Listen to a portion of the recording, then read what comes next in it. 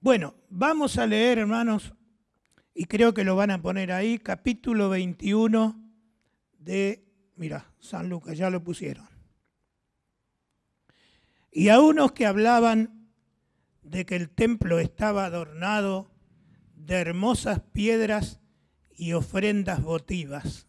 Mire, no sé si es pedir mucho, cambiar un poquito, este versículo solamente, a la NBI.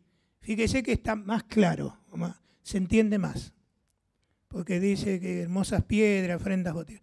Algunos de sus discípulos comentaban acerca del templo, de cómo estaba adornado con hermosas piedras y con ofrendas dedicadas a Dios. Pero Jesús dijo, es lo mismo lo que está diciendo, pero con palabras más entendibles para nosotros, que no somos muy judíos. Entonces, ahí entendemos mejor. Bueno, volvemos a la... Qué milagro de la computación, ¿no? Apretan botones y cambia, es bárbaro. En cuanto a estas cosas, a ese majestuoso templo, el templo era una cosa, el templo de Israel, en tiempos de Jesús, era una especie de maravilla.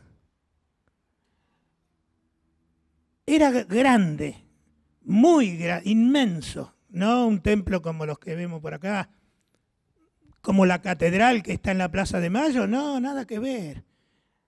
2 o 3 cuadras de largo, una cosa inmensa, unos edificios. Y lo había hecho un rey que se llamaba Herodes, que es muy conocido ese nombre, pero eran varios Herodes. Y todos eran malos. Lo que pasa es que ellos hacían política. Hizo un gran templo, como a veces hacen algunos políticos. Dan mucho dinero a la religión para que hagan grandes edificios. Yo cuando veo las grandes catedrales siempre me pregunto lo mismo. No cuestiono la fe ni la religión de la gente, eso es aparte. Cuando yo veo eso tan inmenso, tan grande, las distintas catedrales que hay acá en la Argentina, siempre me pregunto, ¿y con qué plata la habrán hecho? ¿De dónde salió la plata? Y generalmente ha habido políticos que dieron mucho dinero para eso, porque si no es imposible, la gente no puede poner tantos millones para hacer semejantes obras impresionantes que hay en algunos lugares.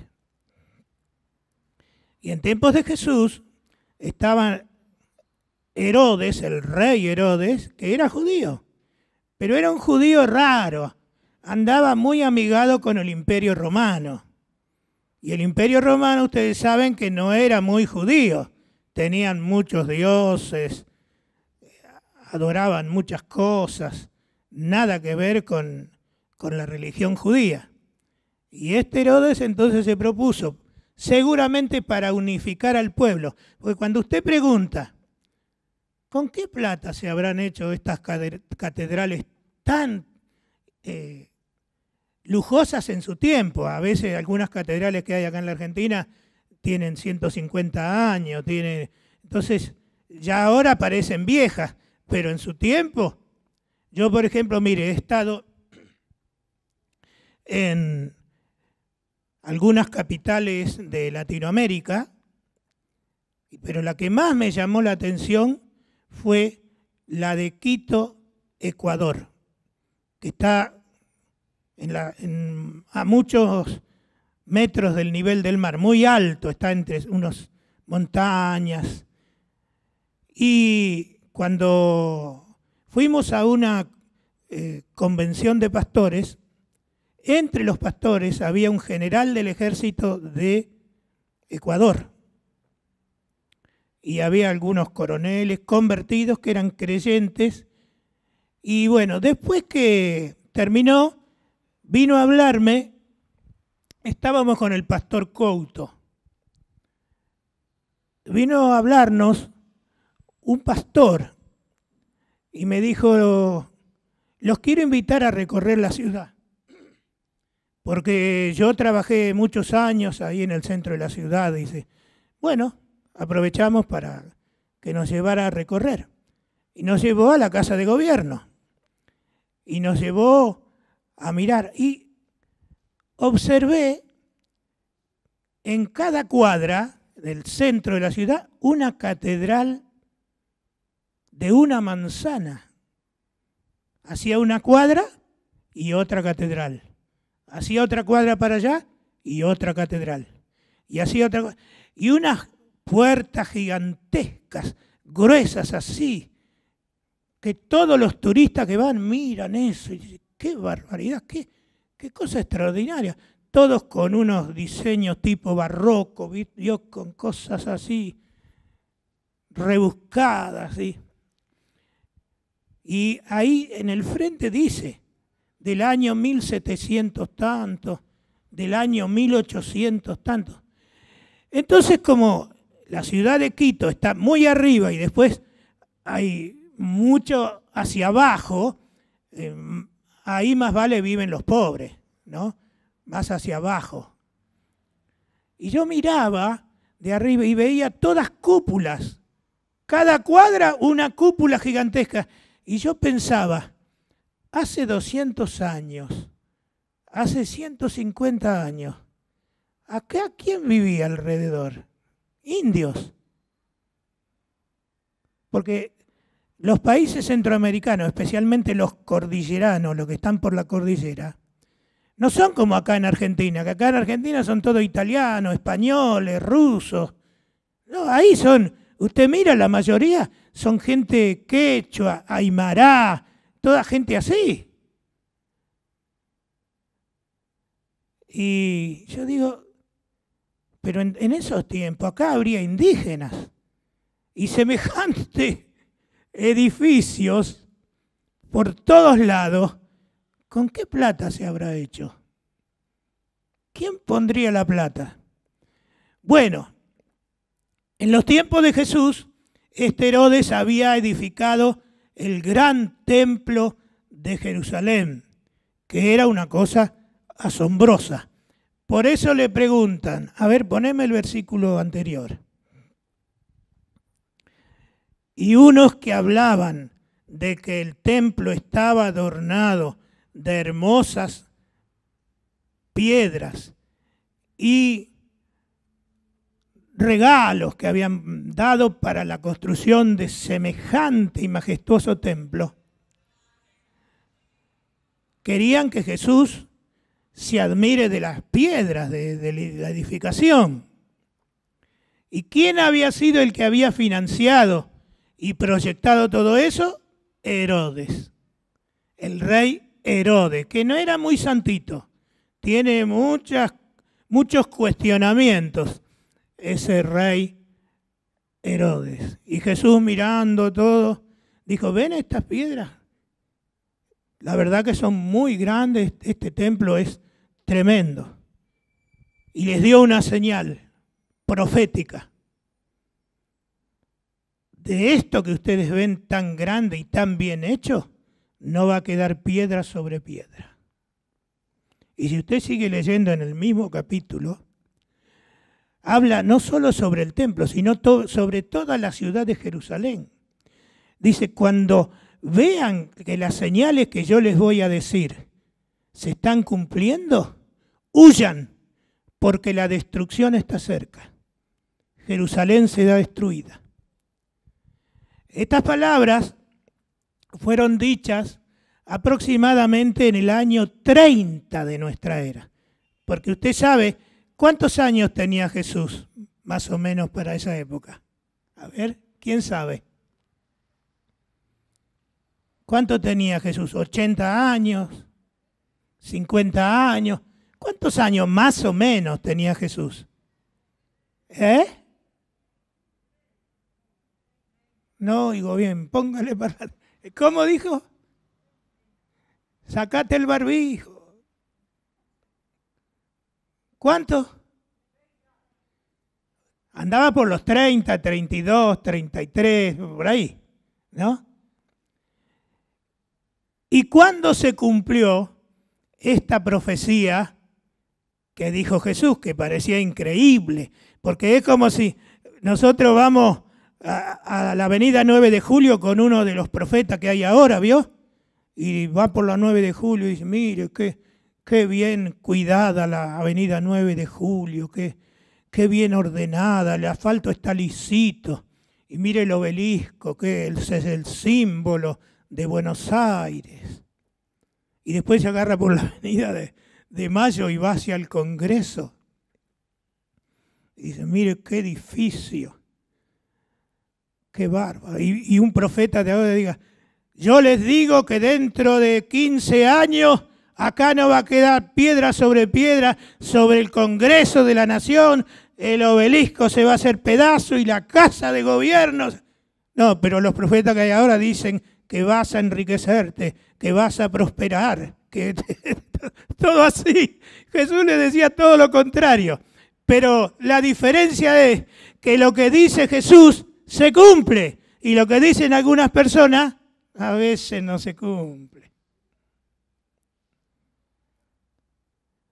Tremenda profecía. Muchos de los que estaban ahí escuchando, tal vez cuando vino la destrucción de Jerusalén, eso está en los libros de historia, está comprobado en la historia del Imperio Romano. El Imperio Romano dominaba todo el mundo y tenía ejércitos muy poderosos.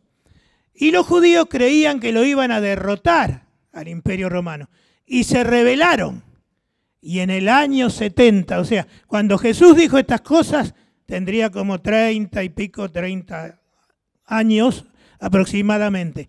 Pasaron 40 años. En el año 70 de nuestra era, enviaron al general Tito a destruir, no a destruir en realidad, a conquistar a esa gente rebelde, que eran los judíos.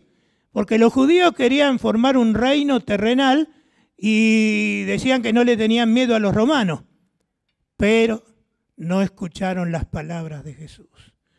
Cuando vean rodeados de ejércitos, huyan, porque la destrucción está cercana.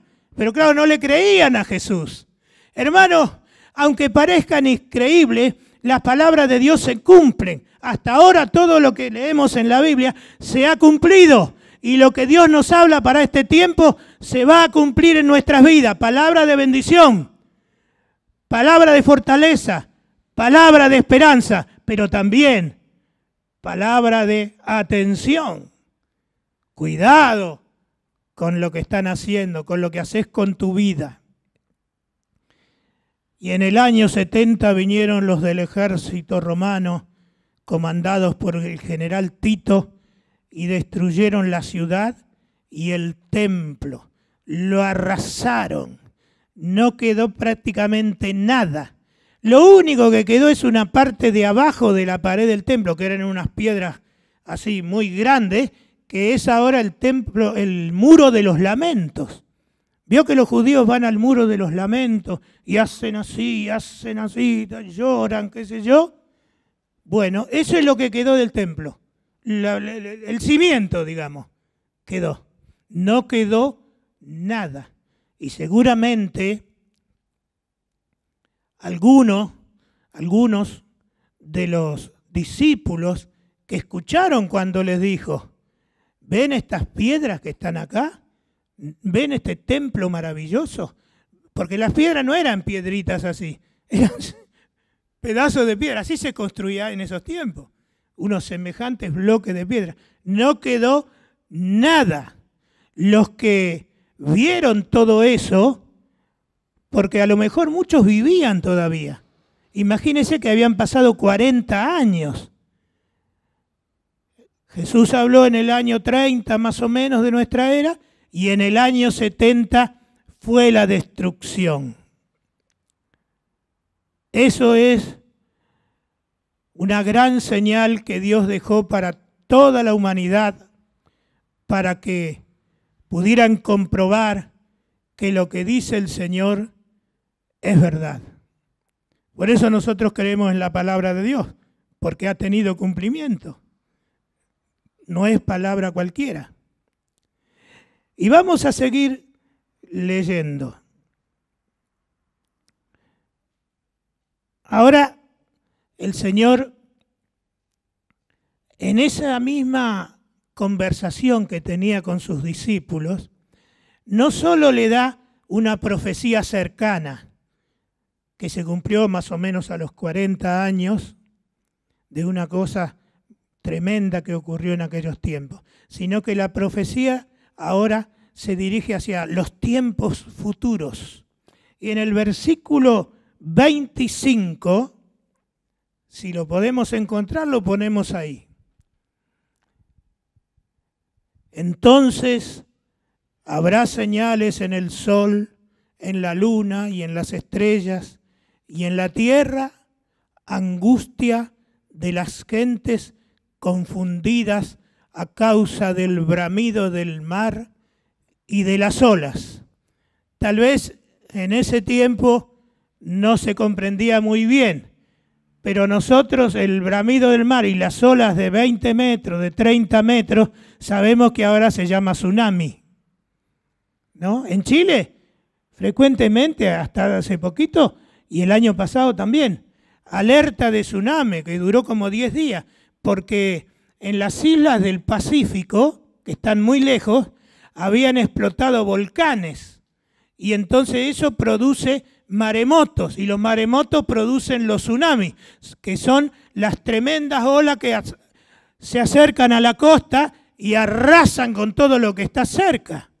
Bueno, dice que la gente tendría angustia y confusión a causa de lo que sucedería por la... A ver, me cambiaste el versículo, poneme el versículo anterior. Entonces habrá señales en el sol y en la luna, en las estrellas y en la tierra, angustias de la gente confundidas a causa del bramido del mar y de las olas. Ahora sí seguimos.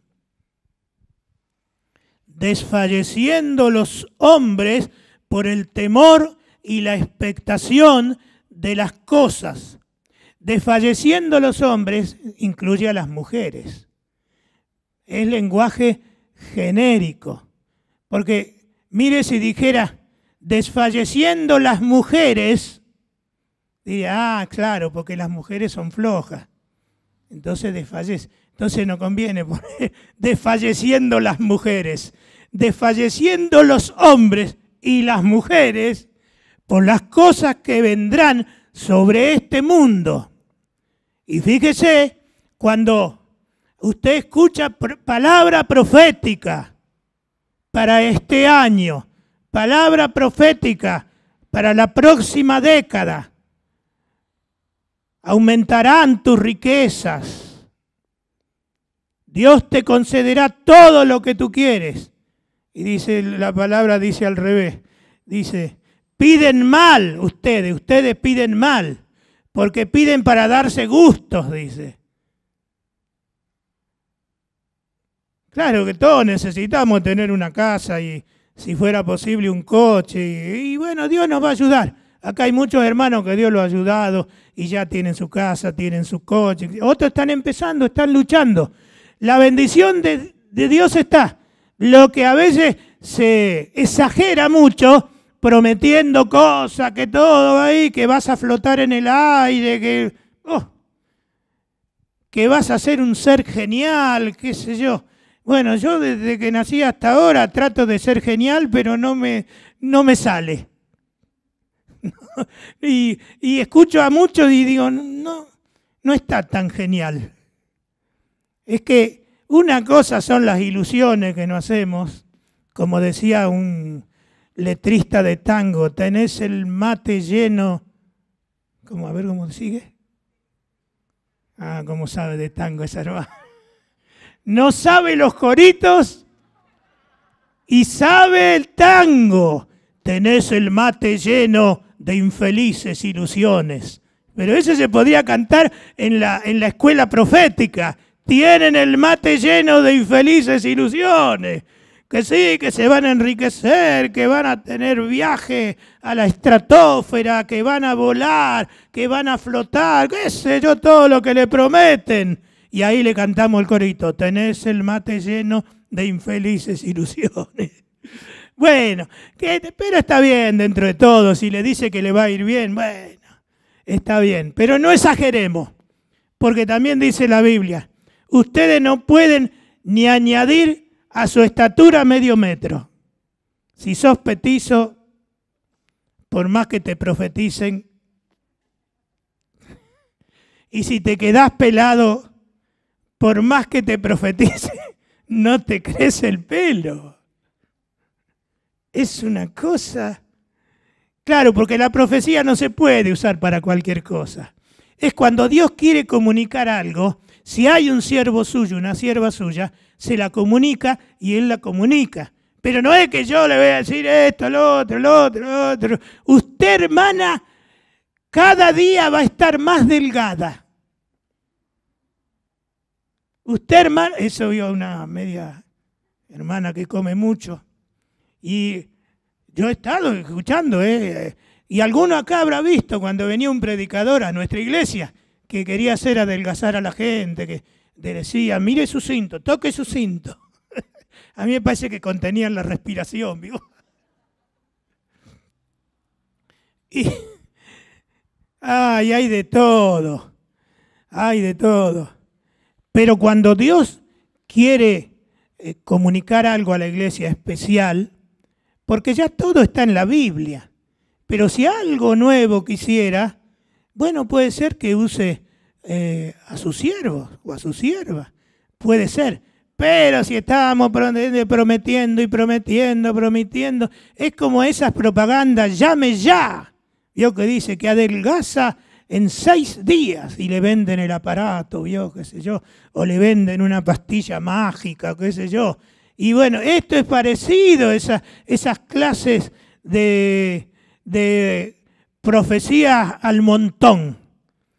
Bueno, esperemos que se levanten profetas verdaderos y que nos traigan palabra de Dios que se cumpla. Si se cumple, vamos a decir, gloria a Dios, porque era palabra de Dios. Si no se cumple,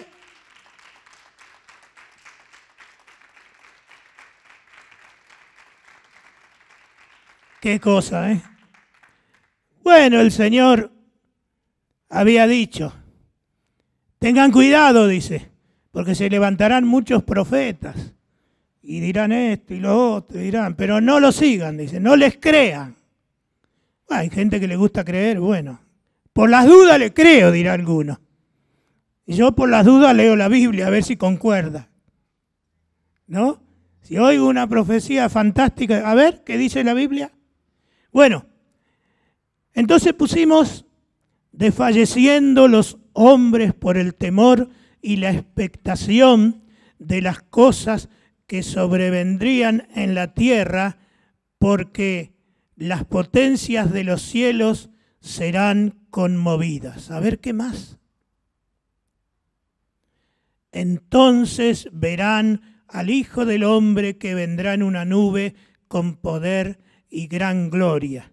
Lo que hemos leído recién es hacia el tiempo del fin el Señor anunciaba que en vez de que la sociedad terráquea, los habitantes de la tierra cada vez vivieran mejor con la tecnología, con los televisores Smart. ¿Cuál es Smart? Smart, todos ustedes tienen, ¿eh? Pero no lo miran. Ustedes tienen todo, Smart TV, todo, vía satélite, pero no lo miran. Así decían algunos hermanos. Yo, hermano, pasaba y justo vi, pasaba cada rato parece, porque veía todo. Bueno, pero el progreso de la humanidad, la ciencia, los trenes bala que corren a 200 kilómetros por hora, el tren balazo que va a Fiorito, ¿vio? Ahí cuando pasás te tiran balazos. Y el de la Ferrere también, dice, ¿no? El de González Catán, el de Casanova. Entonces ahí va pasando y cuando pasás por ciertos lugares se oyen tiros, ta. Bueno, no seremos como Japón, como Alemania, con el tren bala, pero acá lo hemos superado, el tren balazo.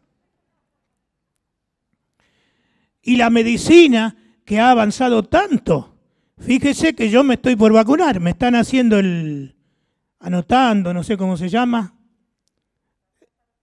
¿Cómo se llama? Ah, me registraron para que me vacunen, me vieron la cara de viejo.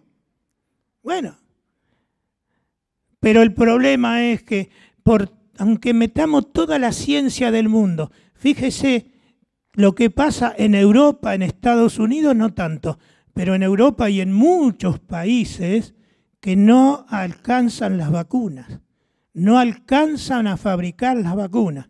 Y en Argentina es uno de los peores lugares, donde casi no hay vacuna, no sabemos por qué pasó o algo así. Entonces, aunque la ciencia, la gente está ahí, ¿yo qué hago? Y a mí me vacunarán, dice alguno. Y si me enfermo, me llevan y no veo a mi familia, porque ese es un miedo que uno lo escucha en los reportajes, en los noticieros.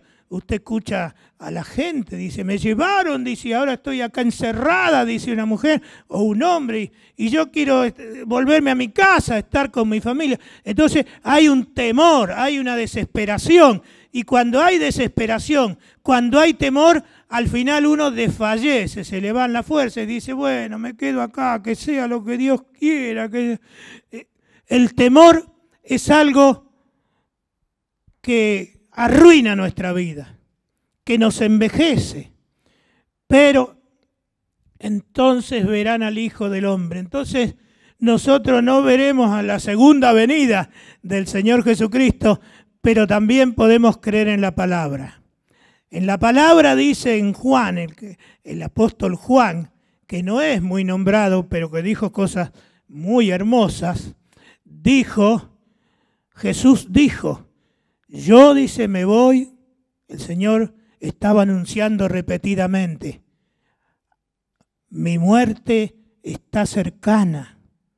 Y algunos le decían, no, Señor, ¿cómo te vas a morir? Si tú te vas de al lado nuestro, ¿quién nos va a cuidar?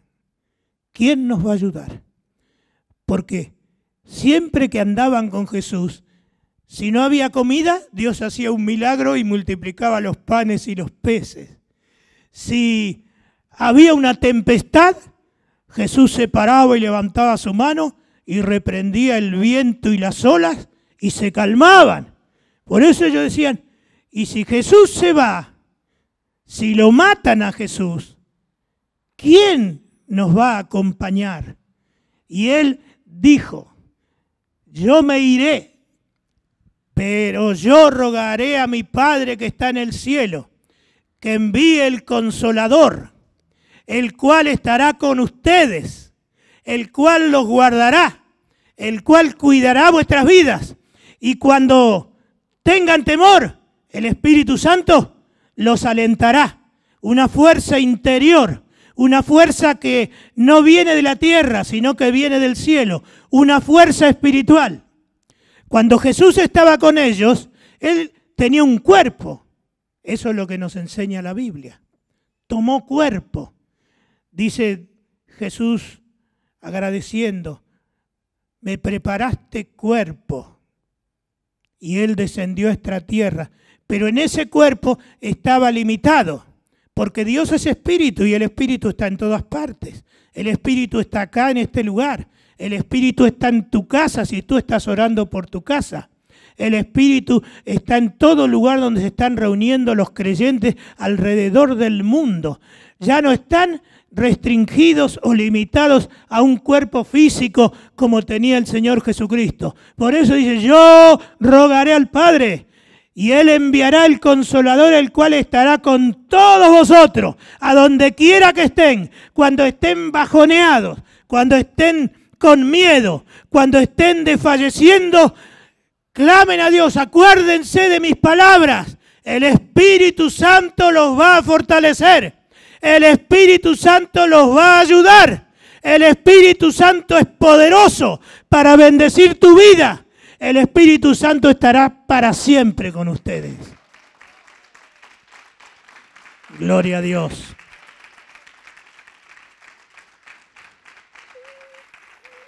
Por eso nosotros cantamos ese corito Espíritu Santo y tantas canciones del Espíritu Santo.